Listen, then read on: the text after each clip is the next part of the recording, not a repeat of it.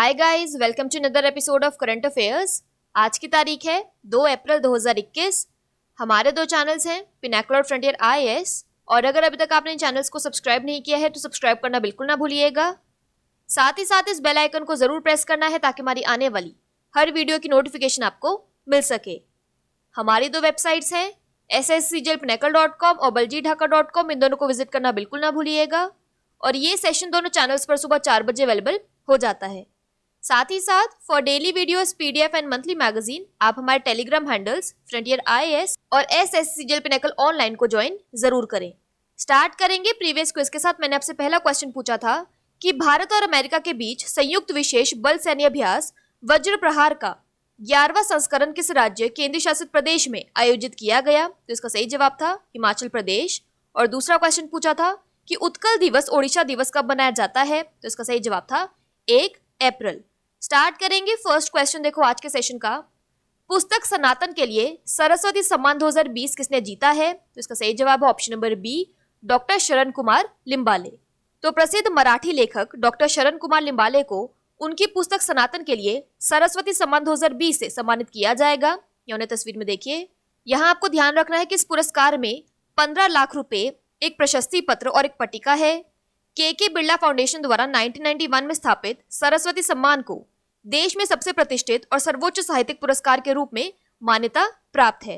Next question देखो, विश्व आर्थिक मंच की ग्लोबल जेंडर गैप रिपोर्ट 2021 में भारत का रैंक क्या है? तो इसका सही जवाब है ऑप्शन नंबर डी, 140।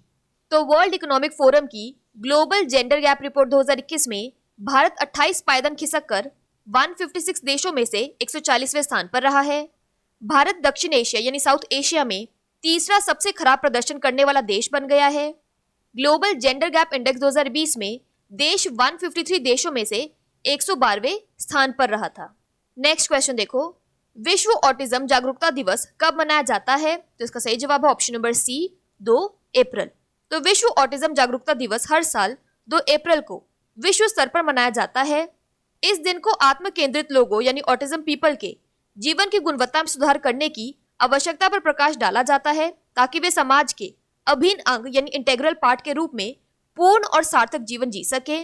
पहला विश्व ऑटिज्म दिवस 2 अप्रैल को वर्ष 2008 में मनाया गया था। नेक्स्ट क्वेश्चन देखो, विज्ञान आधारित स्टार्टअप और उपक्रमों के लिए नीति आयोग द्वारा निम्नलिखित में से कौन सा कार्यक्रम लॉन्च किया गया है? तो इसका सही जवाब है option number B, M prime. तो सबसे पहले प्राइम की फुल फॉर्म है program for researchers on innovation, market readiness and entrepreneurship. तो नीति आयोग ने एम प्राइम लॉन्च किया है जो पूरे भारत में विज्ञान आधारित स्टार्टअप और उद्यमियों को बढ़ावा देने और समर्थन करने की एक पहल है। अटल इनोवेशन मिशन एम ने इस राष्ट्रव्यापी कार्यक्रम यानी नेशन वाइड प्रोग्राम को शुरू करने के लिए bill and Melinda Gates foundation के साथ साझेदारी की है, जिसे वेंचर सेंटर एक गैर लाभकारी प्रौद्योगिकी व्यवसाय इंक्यूबेटर द्वारा कार्यान्वित किया जाएगा। नेक्स्ट क्वेश्चन देखो, किस राज्य केंद्र शासित प्रदेश की पुरमंडल झील को संरक्षित आर्द्र भूमि घोषित किया गया है? तो इसका सही जवाब है ऑप्शन नंबर बी, जम्मू और कश्मीर।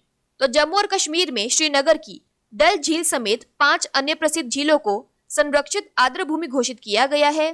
कश्मीर क्षेत्र में वुलर, डल, नीगिन झीलों और जम्मू कश्मीर में सनासर, मानसबल और पुरमंडल झीलों को संरक्षित आर्द्र भूमि घोषित करने के लिए दिशा निर्देश पारित किए गए थे। यह निर्णय जम्मू और कश्मीर वेटलैंड प्राधिकरण की पहली बैठक में लिया गया, जिसकी अध्यक्षता मुख्य सचिव BVR सुब्रमण्यम ने की थी। बात करें यहाँ पर जम्मू और कश्मीर की, तो इसके लेफ्टिनेंट गवर्नर है मनोज सिन्हा, लद्दाख के लेफ्टिनेंट गवर्नर है RK माथुर। नेक्स्ट क्वेश्चन देखो, वन धन योजना और MFP के लिए MSP योजना के कार्यान्वयन के लिए किस केंद्र शासित प्रदेश के साथ एक समझौता ज्ञापन पर हस्ताक्षर किए हैं? तो इसका सही जवाब है ऑप्शन नंबर बी, दादर और नगर हवेली और दमन और दीव। तो सबसे पहले MFP की फुल फॉर्म है माइनर फॉरेस्ट प्रोड्यूस और MSP की फुल फॉर्म है मिनिमम सपोर्ट प्राइस। तो ट्राइफेड ने MFP के लिए MSP योजना और वन धन योजना के कार्यान्वयन के लिए दादर और नगर हवेली और दमन और दीव प्रशासन के साथ समझौता ज्ञापन पर हस्ताक्षर किए हैं। इस समझौता ज्ञापन के तहत MSP पर माइनर फॉरेस्ट प्रोड्यूस के लिए मूल्य श्रृंखला के विकास को लागू किया जाएगा। इसके लिए उचित मूल्य प्रदान किए जाएंगे, वे उनकी तुलना में लगभग 3 गुना अधिक होंगे। वन धन योजना वन धन जनजातियों के लिए स्थायी आजीविका के निर्माण की सुविधा के लिए वन धन केंद्रों की स्थापना करके MFPs के मूल्य संवर्धन यानी वैल्यू एडिशन, ब्रांडिंग और विपणन यानी मार्केटिंग के लिए एक कार्यक्रम उसी योजना का एक घटक है। यहाँ पर एक्स्ट्रा इन्फॉर्मेशन की बात करें तो पोर्ट्स, जहाज रानी और जल मार्ग राज्य मंत्री श्री मनसुख मंडाविया ने वीडियो कॉन्फ्रेंसिंग के जरिए सूरत के हजीरा पोर्ट से दीव की क्रूज सेवा को हरी झंडी दिखाई। बात करें यहाँ पर दादर और नगर हवेली और दमन और दीव की, तो इसकी कैपिटल है दमन और इसके एडमिनिस्ट्रेटर है प्रफुल्ल खोदा पटेल। नेक्स्ट क्वेश्चन देखो, भारतीय सेना ने सैन्य फार्मों को औपचारिक रूप से बंद कर दिया है। आपको यहाँ पर बताना है कि प्रथम सैन्य फार्म किस वर्ष में बनाया गया था। तो इसका सही जवाब है ऑप्शन नंबर ए 1889। तो भारतीय सेना ने औपचारिक रूप से सैन्य फार्म को बंद कर दिया है। ब्रिटिश काल में सैनिकों के लिए गाय के स्वच्छ दूध की आपूर्ति के उद्देश्य से सैन्य फार्मों की स्थापना की गई थी। पहला सैन्य फार्म 1 फरवरी 1889 को इलाहाबाद में बनाया गया था।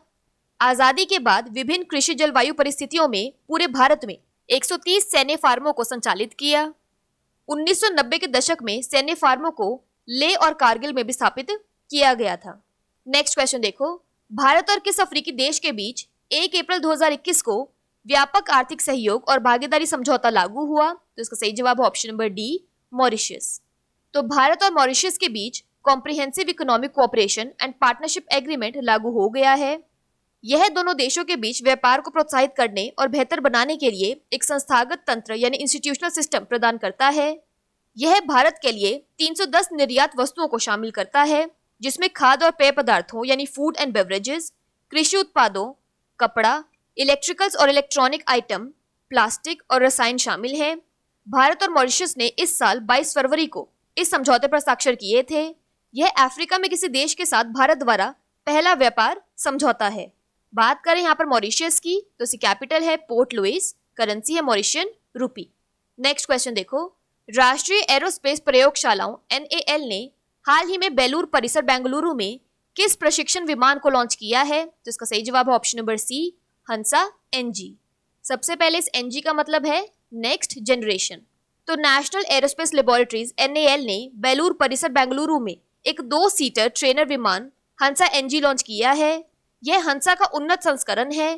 राष्ट्रीय एरोस्पेस प्रयोगशालाओं NAL की स्थापना council of scientific and industrial research द्वारा की गई थी। यह बेंगलोर में स्थित है।